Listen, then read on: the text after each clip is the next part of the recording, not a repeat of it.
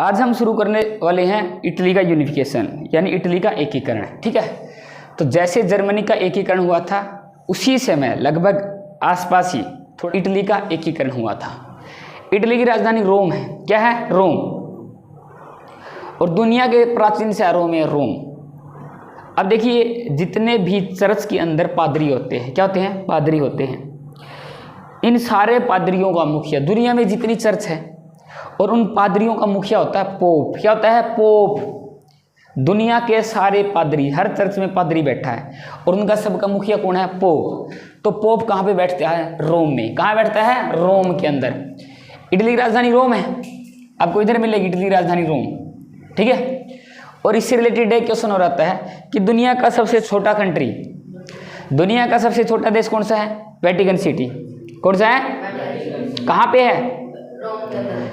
Vatican city इधर ही है, रोम के अंदर ही है। आगे बात समझे, 2-3 क्वेश्चन याद रखिए। इसकी राजधानी रोम है और वेटिकन सिटी है। ठीक है, तो देखिए इटली का भी यूनिफिकेशन ऐसे हुआ।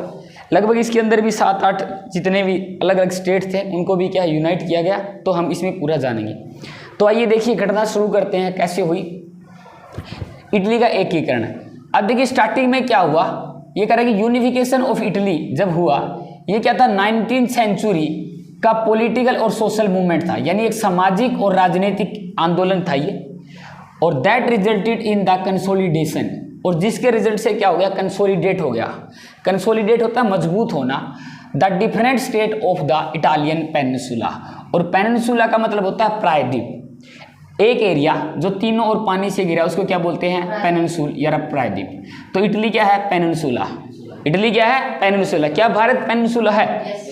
भारत भी एक है, पेनिनसुला है। तो ये इटली जो पेनिनसुला है, इसके जितने भी स्टेट है, मान लीजिए एक इधर स्टेट है, एक इधर स्टेट है, एक इधर स्टेट है, एक इधर स्टेट है, ये सारे के सारे स्टेट, आ रही बात समझ में? ये सारे के सारे स्टेट जो पॉलिटिकल और जो सोशल मूवमेंट है इसकी वजह से क्या हो गए? मजबूत। क्या हो गए? मजबूत।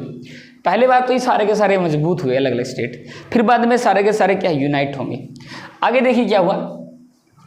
अब देखिए इटली की जो ये एकीकरण हुआ इटली का, इसको इटालियन भाषा के अंदर इसको बोलते हैं रिसोर्जिमेंटो। क्या बोलते हैं? रिसोर्जिमेंटो। क्या बोलेंगे? रिसोर्जिमेंटो। क्या बोलेंगे? रिसोर्जिमेंटो, यानी इटली का एकीकरण। इटालियन भाषा या इतावली भाषा में क्या बोलते हैं इसको? रिसोर्जिमेंटो। क्या बोलते हैं? रिसोर्जिमेंटो। तो इधर हिंदी में अगर चाहो तो लिख लेना, तो इसको हम बोलेंगे रिसोर्जिमेंटो। इसका मतलब क्या है? इटली का एकीकरण उनकी भाषा में है। और इसका मीन दे रखा है इटालियंस में, इसका मीन है रिसर्जेंस। इसका मतलब होता है पुनरुत्थान। क्या होता है? पुनरुत्थान। कोई चीज का दोबारा उठ जाना, उत्थान होना, दोबारा। ठीक है, इसका मतलब क्या होता है? पुनरुत्थान। क्या होता है? पुनरुत्थान। तो क्वेश्चन पूछेगा इटली का एकीकरण को इटालियन भाषा में क्या बोलते हैं? ये कह रहा है कि 1804 के अंदर some Italian territory were made part of the French empire by the Napoleon. देखिए नेपोलियन ने क्या किया था? नेपोलियन, इधर मिलेगा फ्रांस आपको, इटली के ऊपर क्या मिलेगा? फ्रांस देश। अब देखिए नेपोलियन ने क्या किया था? अलग अलग देशों पे कब्जा किया था, लगभग पूरे यूरोप के कब्जा किया था। इसने क्या किया? ये इटली के जो सारे के सारे स्टेट है ना, अपने देश से मिला लिए। किससे मिला लिए? फ्रांस के अंदर। यानी ये सारे के सारे जो छोटे छोटे स्टेट है किसके अंदर मिल गए? फ्रांस के अंदर। तो ये फ्रांस के अंदर मिल गए, तो ये फ्रांस एम्पायर का हिस्सा बना लिए थे। यानी ये जो स्टेट है ना, इसके राज्य अलग अलग। तो ये पहले किसका हिस्सा थे? फ्रांस का। किसने मिलाया था? नेपोलियन ने। तो ये कह रहे हैं 1804 में जब नेपोलियन सम्राट बना तो ये जो सारे के सारे स्टेट है ये किसे मिला लिए थे? फ्रांस में। और वो चाहता था इसको हम ना फ्रांस एम्पायर के अंदर रखे। इटली और फ्रांस एक ही था, पूरा का पूरा इसके ऊपर राज करता था नेपोलियन। फिर इसने क्या किया? इन राज्यों के अंदर, देखिए अब ये तो चीज़ हमने भी पढ़ी है, नेपोलियन कुछ अच्छे वर्क भी करता था। तो उसने क्या किया? इन राज्यों के अंदर ना ट्रेड को थोड़ा सा खुला किया, ट्रेड लेके आया अपने फायदे के लिए। यहाँ पे कानून वगैरह बनाए और जो फ्यूडल सिस्टम है यानी जो सामंती व्यवस्था, उसका क्या कर दिया? अंत कर दिया। क्या कर दिया? अंत कर दिया। इन चीज़ों का अंत कर दिया और ये चीज़ें ले आया। कौन ले गया? नेपोलियन। अब देखिए नेपोलियन ये चीज़ ले आया। और एक चीज़ और देखिए, ये इटली जो प्रायद्वीप है ये तीनों ओर पानी से घिरा हुआ था। इस साइड में क्या है? पर्वत है। क्या है? पर्वत है। इसकी लोकेशन देखिए, जैसे भारत की है, भारत के उत्तर में क्या है? पर्वत है, हिमालय पर्वत। तीनों साइड में क्या है? पानी। तो भारत को एक अलग रखती है दुनिया से। भारत का एक कहने का मतलब अलग सा सब कॉन्टिनेंट बनाती है। इटली भी सेम है, इधर एक माउंटेन है, इधर तीनों साइड में घिरा हुआ है, तो यहाँ एक तरह की अलग से कल्चर बनती है। तो ये एक इनक्लोज ज्योग्राफिकल यूनिट बन जाता है, समझ गए ना। इनक्लोज का मतलब अलग से, पूरा का पूरा, और ये एक ज्योग्राफिकल यूनिट बन गई अलग से। अब देखिए यहाँ के जो लोग हैं ना, वैसे तो अलग अलग स्टेट में रहते थे, लेकिन उनका जो कल्चर है, उनकी जो लैंग्वेज है, उनकी जो आइडेंटिटी है, उनकी जो हिस्ट्री है, वो लगभग सेम थी। ये क्या थी? इनकी सेम थी। अरे समझ रहे ना। तो इनकी जो भाषा है, इनकी जो संस्कृति है, इनकी जो इतिहास है, लगभग सबका सेम था, और यही चांस थे इसके इकट्ठा होने के। फिर आगे देखिए क्या किया नेपोलियन ने। नेपोलियन इंट्रोड्यूस वेरियस रिफॉर्म, उसने क्या कई सुधार किए इन इटालियन सोसाइटी। इटालियन जो सोसाइटी, इसमें कई सुधार किए, और इसमें मैंने ये बताया कि ट्रेड है, लॉ है, फ्यूडल सिस्टम को खत्म कर दिया। और ये क्यों किए थे? अपने फायदे के लिए, टू स्ट्रेंथन हिज कंट्रोल, अपना जो कंट्रोल है ना, अपना कंट्रोल बढ़ाने के लिए उसने क्या कई सुधार किए थे। इन राज्यों के अंदर नेपोलियन ने कई सुधार कर दिए। तो इसकी वजह से क्या राष्ट्रवाद को बढ़ावा मिल गया। क्या मिल गया? राष्ट्रवाद को बढ़ावा मिल गया। जैसे कई बार नहीं होते पेरेंट्स, कई बार बच्चे को लड़ाते हैं, खूब चीज लेके आते हैं, तो वो लाड लाड में बिगड़ जाता है, बोलते ना, लड़ा लिया, मुंह लगा लिया, तो वो उसी के लिए समस्या बन जाता है। तो नेपोलियन ने इन स्टेट को लड़ाया, खूब चीजें दी। अंग्रेजों ने भी ऐसे किया था भारत में अपने फायदे के लिए, ट्रेन चला दी, गाड़ी, हाँ, ट्रांसपोर्ट, सब अपने फायदे के लिए किया था, लेकिन उसका उल्टा हो गया। राष्ट्रवाद कहने का मतलब चीजें कई बार उलट हो जाती है। अब देखिए इसके बाद क्या हुआ। ये चीज सारी की सारी नेपोलियन ने की, और जैसे नेपोलियन का अंत हुआ, अब नेपोलियन कौन सी लड़ाई में हारा था? याद है? वाटरलू की लड़ाई। वाटरलू की लड़ाई में और लिपजिंग की लड़ाई में हार गया था नेपोलियन। जब वाटरलू की लड़ाई में नेपोलियन की हार हो गई, उसका पतन हो गया नेपोलियन का। और उसके बाद क्या, वीना कांग्रेस बैठी 1815 में, याद है ना। वीना किसकी राजधानी है आज के समय? किसकी राजधानी है? ऑस्ट्रिया की। किसकी राजधानी है? वियना किसकी राजधानी है? ऑस्ट्रिया की। तो वहां पे बैठ गए, इन्होंने मीटिंग की। किस ने मीटिंग की थी? वीना कांग्रेस में क्या हुआ था बताइए? बताया था, किस किस को पता है वीना कांग्रेस में क्या हुआ था? क्या हुआ था? जिन देशों ने नेपोलियन को हराया था, ध्यान सुनिए, जिन देशों ने नेपोलियन को हराया था, वो बैठ के उन्होंने दोबारा से जो पूरा फ्रांस, पूरे यूरोप को तबाह कर दिया था ना उसने, उसको दोबारा बाउंड्री सेट की थी। समझ गए ना, ये किस पे जाएगा, ये कहने मतलब काम खिंडा गया था पूरे यूरोप का वो। तो ये बैठे थे। अब मेजर पावर कौन थी? वीना कांग्रेस में कौन बैठे थे? जिसने किसको हराया था? नेपोलियन को। मेजर पावर, मुख्य उस समय कौन पावर में थे? ब्रिटेन था, फ्रांस था, ऑस्ट्रिया, यही थे ना शक्तिशाली देश। इन्होंने नेपोलियन को हराया था। प्रूसिया भी था और रसिया भी था, ये सारे के सारे पावरफुल कंट्री थे। तो ये वीना कांग्रेस में बैठे। तो इन्होंने क्या किया, देखिए अपने आप में ये क्या करते थे, जो ग्रेट पावर है ना, अपने बीच बैलेंस ऑफ पावर बना के रखते थे। ये सारी की सारी पावर कि हमारे बीच बैलेंस रखिए, तो हर चीज़ों को बांट देते थे। आप इतना रखिए, आप इतना रखिए, इतना एरिया रखिए। तो इन्होंने क्या किया, इसको चेंज किया। तो आगे देखिए क्या हुआ, इस कांग्रेस ने क्या किया। After the defeat of the Napoleon, जैसे नेपोलियन हारा, Congress of Vienna resorted the boundary, जो बाउंड्री ना उसको दोबारा से ठीक ठाक किया। अरे नेपोलियन ने ना अलग चीजों को अपने अंदर मिला लिया, किसी को कुछ कर दिया, किसी को दोबारा से बाउंड्री तैयार कर दी। इन्होंने जो नेपोलियन ने पूरा काम खराब किया था, उन्होंने दोबारा सेट किया। ये राज्य किसको जाएगा, इसके ऊपर राज कौन करेगा, इसके ऊपर राज कौन करेगा। तो आगे ना बात होती, देखिए इसके ऊपर कौन राज करे थे? नेपोलियन। कौन कर रहा था? नेपोलियन। सारे इटली के जितने राज्य ना, इसके ऊपर राज कौन करता? नेपोलियन। लेकिन इन्होंने क्या किया, इसको बांट दिया कि अब नेपोलियन तो हर रहा नहीं, तो कौन कौन राज करेगा। तो स्टेट को इन्होंने इंडिपेंडेंट नहीं रहने दिया। जो राज्य थे ना सारे के सारे, नेपोलियन के मरने के बाद इनको इंडिपेंडेंट नहीं रहने दिया, क्योंकि इनको पता था जैसे ये इंडिपेंडेंट हो गए तो एक समय आएगा ये यूनिफाइड हो जाएंगे, और फिर से जैसे जर्मनी बना ऐसे एक ताकतवर देश बनेगा, हमारे लिए समस्या खड़ी करेगा।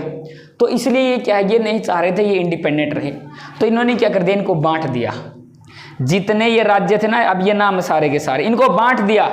ये इसका है, ये इसका, तू ले ले, तू ले ले, तू ले ले, समझ गए ना। सबको इनको क्या बांट दिया, और इनको यूनिफाइड नहीं रहने दिया।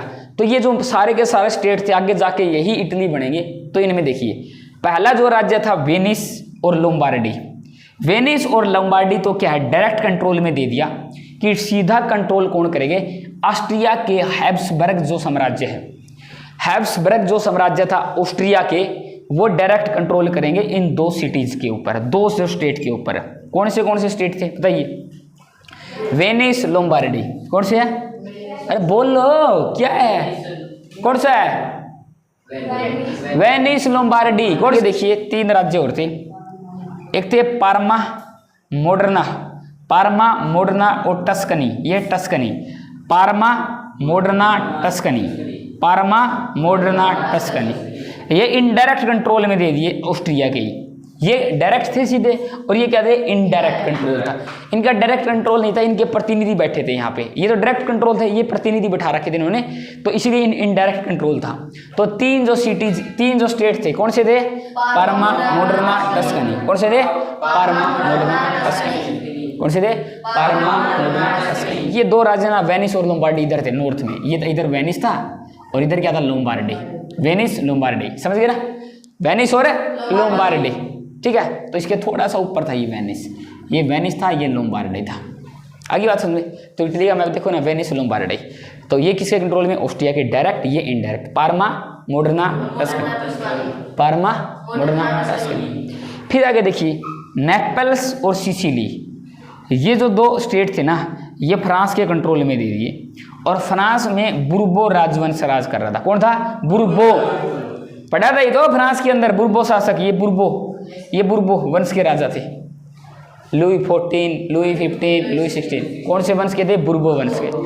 तो ये बुर्बो शासकों को दे दिए फ्रांस के, नेपल्स और सिसिली। कौन से राजा थे, नेपल्स और सिसिली, नेपल्स और सिसिली। फिर अगला देखिए, एक था पेपल स्टेट। क्या था, पेपल स्टेट। एक पेपल स्टेट था, ये डायरेक्ट कंट्रोल में दे दिया पोप के। क्या है, पोप के। पोप समझिए ना, पोप का जो कंट्रोल होता था, ये रोम में बैठते थे। अब पेपल्स की राजधानी क्या थी, रोम। क्या थी, रोम। तो ये बीच में मिलेगा इटली में, यहाँ पेपल स्टेट होता था। क्या होता था, पेपल स्टेट, बिल्कुल बीच में, ठीक है। इसके ऊपर कंट्रोल डायरेक्ट पोप का, पोप ही यहाँ पे कंट्रोल करेंगे। फिर था पिडमोंट सार्डिनिया, पिडमोंट सार्डिनिया, ये इंडिपेंडेंट थे, ये स्वतंत्र थे। क्या थे, ये स्वतंत्र, इसके ऊपर कंट्रोल नहीं था, ये आजाद थे। देखिए पिडमोंट और सार्डिनिया दो अलग अलग मिले। एक तो इटली का जो मेन एरिया ना, तो यहाँ तो मिलेगा पिडमोंट। क्या मिलेगा, पिडमोंट। और ये जो एरिया बच गया ना, आइलैंड, ये है सार्डिनिया। क्या, ये सार्डिनिया। तो एक तो पिडमोंट है, एक है सार्डिनिया है, ये इकट्ठा था, पिडमोंट, सार्डिनिया। जैसे अंडमान और निकोबार है तो जमीन अलग अलग है, दो एरिया ये, ठीक है। एक पिडमोंट है, एक सार्डिनिया, मैप में दिखाएंगे तुम्हें। तो इसके ऊपर कंट्रोल किसका था, किसी का नहीं था, इंडिपेंडेंट। फिर आगे देखिए, जैसे जर्मनी में 39 स्टेट थे, 39 स्टेट का जब यूनिफिकेशन हुआ तो मेन कौन था, मेन कौन था, जर्मनी में। 39 स्टेटों में जिसने लीड किया था, मेन स्टेट कौन था, अरे नेपोलियन, मेन राज्य है। अरे प्रूसिया, इतना समझाया है, दिमाग खराब है तुम्हारा। अरे मेन तो प्रूसिया ऑस्ट्रिया लड़ रहे थे, लीडर कौन बना आगे जाके, प्रूसिया बनाना। तो इधर इनमें इतने स्टेट है ना, इसका जो लीडर कौन बनेगा, पिडमोंट सार्डिनिया। कौन बनेगा, पिडमोंट सार्डिनिया। इसका पिडमोंट जो सार्डिनिया है वो इंडिपेंडेंट है ना, वो बोलेगा कि सारे आ जाओ मेरी जगह, जैसे इंडिपेंडेंट हो जाओ और तुम सारे के सारे हमारे कल्चर के हो, सारे के सारे मिल जाओ, अलग से इटली देश बनाएंगे।